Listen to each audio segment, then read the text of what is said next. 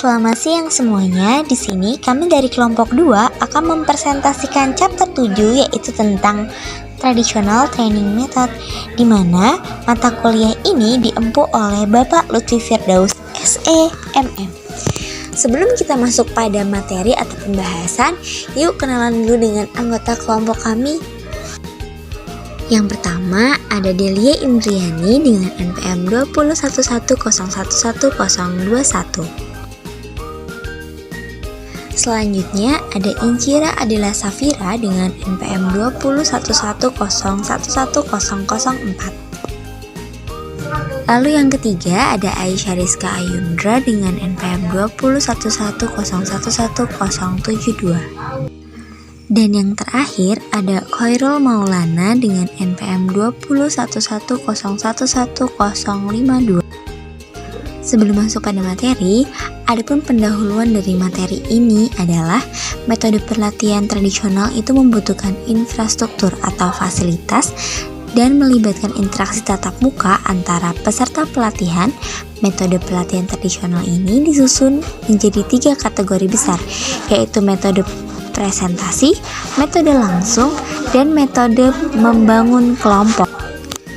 Adapun poin-poin pembahasan kita pada siang hari ini, yang pertama yaitu metode presentasi, yang kedua metode langsung, dan yang ketiga metode pembangunan kelompok. Selanjutnya kita masuk pada pembahasan yang pertama. Pembahasan yang pertama kita akan membahas tentang metode presentasi. Metode presentasi merupakan metode di mana peserta pelatihan adalah pasif informasi. Informasi ini dapat mencakup fakta, proses, dan metode pemecahan masalah lainnya.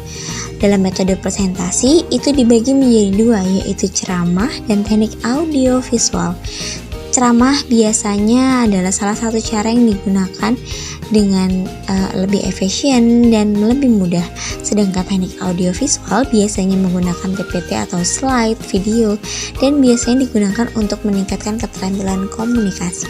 Yang selanjutnya adalah metode langsung, di mana metode langsung adalah metode pelatihan yang menuntut peserta pelatihan untuk terlibat secara aktif dalam pembelajaran.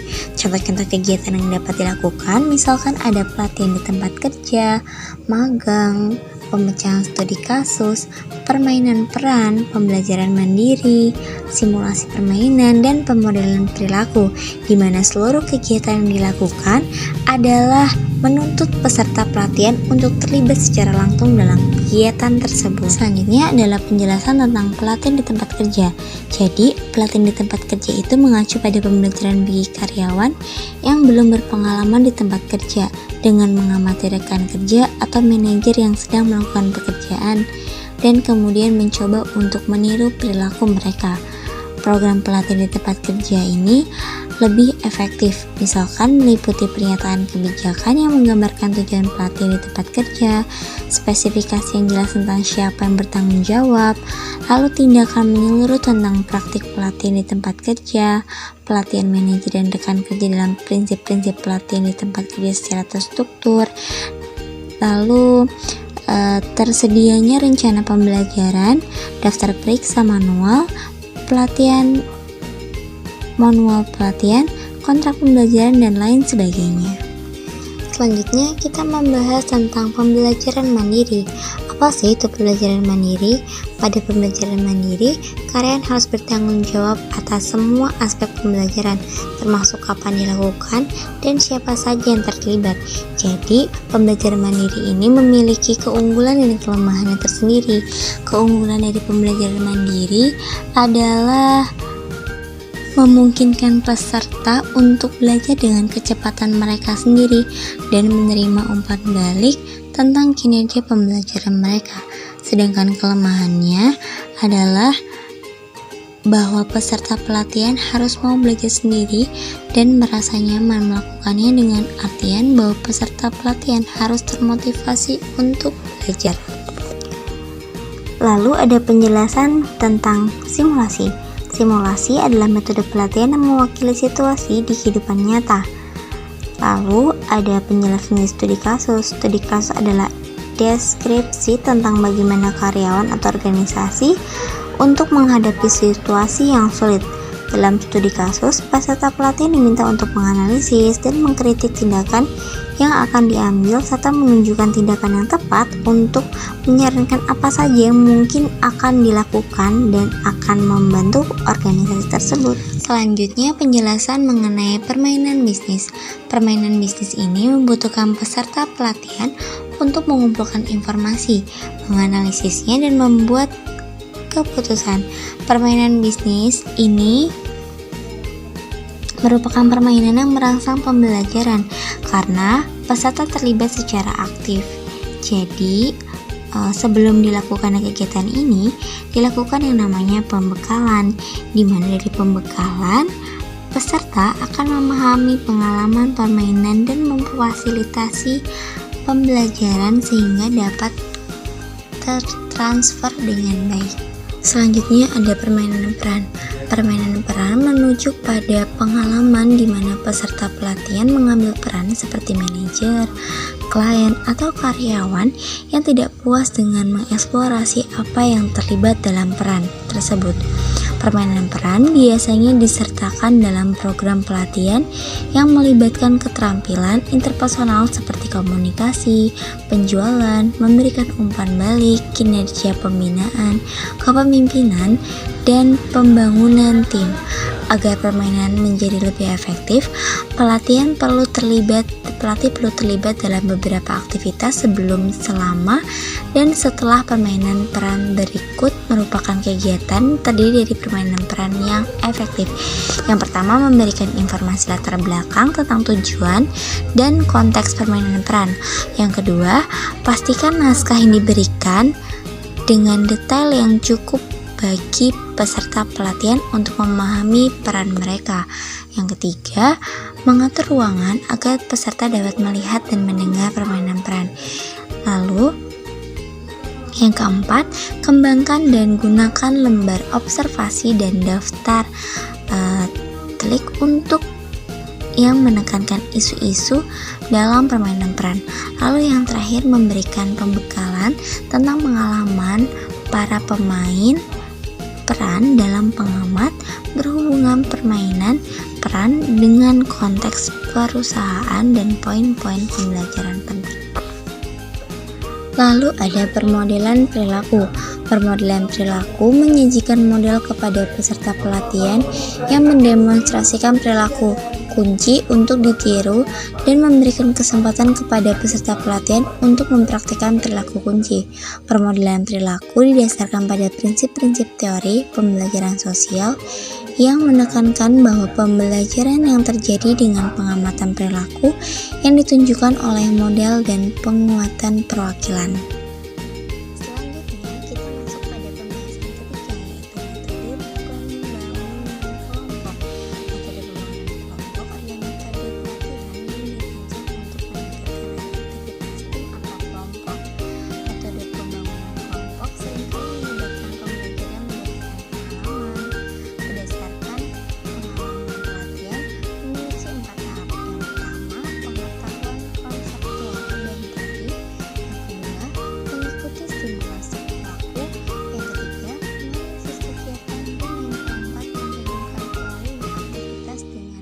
Situasi kerja atau kehidupan nyata. Lalu ada pembelajaran petualangan. Pembelajaran petualangan adalah metode pembelajaran pengalaman yang berfokus pada pengembangan keterampilan kerja sesama tim dan kepemimpinan melalui kegiatan terstruktur. Pembelajaran petualangan tampaknya paling cocok untuk mengembangkan keterampilan yang berkaitan dengan efektivitas kelompok seperti kesadaran diri, pemecahan masalah, manajemen konflik, dan pengambilan risiko. Selanjutnya ada pelatihan tim. Pelatihan tim mengacu pada pelatihan yang dirancang untuk meningkatkan efektivitas tim. Ada banyak jenis tim di perusahaan, termasuk tim produksi, tim layanan, komite, dan tim proyek, dan lain sebagainya. Karena tim cenderung bersifat episodik, artinya tim terlibat dalam siklus mengidentifikasi tujuan mereka, terlibat dalam interaksi interpersonal, dan mengambil tindakan untuk mencapai tujuan mereka. Nah, gambar di samping merupakan elemen utama dari struktur tim pelatihan. Alat bekerja dalam kombinasi dengan metode pelatihan yang berbeda untuk membantu menciptakan strategi instruktural. Strategi tersebut meliputi pelatihan silang, pelatihan koordinasi, pelatihan pemimpin tim, pelatihan berbasis skenario, dan koreksi dari tim terbimbing. Penjelasannya, pelatihan silang merupakan pelatihan yang dimiliki anggota tim dengan memahami dan melatih keterampilan satu sama lain, sehingga anggota siap untuk masuk dan menggantikan anggota yang mungkin sementara atau permanen meninggalkan tim. Selanjutnya yaitu pelatihan koordinasi. Pelatihan koordinasi yaitu mengilustrasikan tim tentang cara berbagi informasi dan tanggung jawab pengambilan keputusan untuk memaksimalkan kinerja tim. Lalu ada pelatihan pemimpin tim yang mengacu pada pelatihan yang diterima oleh manajer tim atau fasilitator. Ini mungkin melibatkan pelatihan manajer tentang cara menyelesaikan konflik dalam tim atau membantu mengkoordinasikan efektivitas atau keterampilan tim lainnya. Lalu ada pelatihan berbasis skenario. Pelatihan berbasis skenario mengacu pada pelatihan yang menempatkan anggota tim dalam konteks yang realitas saat belajar. Jenis pelatihan tim ini membantu peserta mengalami konsekuensi dari tindakan mereka, membuat penyesuaian, menyelesaikan tugas mereka, dan membangun kemanjuran tim, yaitu perasaan bahwa tim dapat berhasil melakukan tugas. Dan yang terakhir adalah koreksi diri tim terbimbing yang mengacu pada pelatihan yang menekankan pembelajaran berkelanjutan dan berbagi pengetahuan dalam tim. Dalam jenis pelatihan ini, anggota tim mengamati perilaku satu sama lain dan memberi serta menerima umpan balik dari kinerja. Yang selanjutnya yaitu pembelajaran aksi.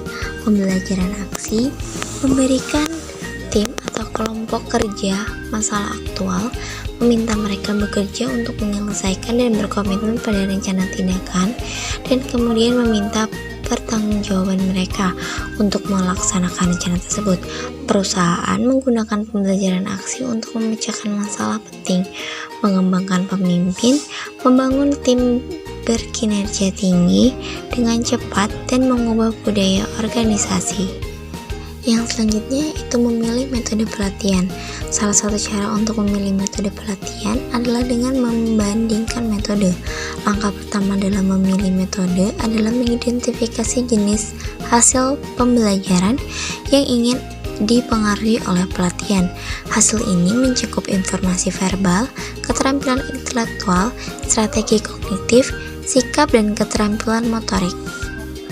Baiklah, kesimpulan dari materi pada siang hari ini adalah perusahaan menggunakan berbagai metode pelatihan untuk membantu pengembangan kompetensi dan pembelajaran konstruktural. Meskipun teknologi baru seperti jejaring sosial digunakan oleh beberapa perusahaan untuk penyampaian dan pengajaran pelatihan, sebagian besar pelatihan masih dilakukan secara tatap muka dengan seorang instruktur. Dalam bab ini membahas metode pelatihan tradisional, termasuk pelatihan presentasi, metode langsung, metode membangun kelompok. Metode presentasi seperti ceramah, efektif untuk mengkomunikasikan informasi pengetahuan secara efisien kepada sejumlah besar peserta pelatihan.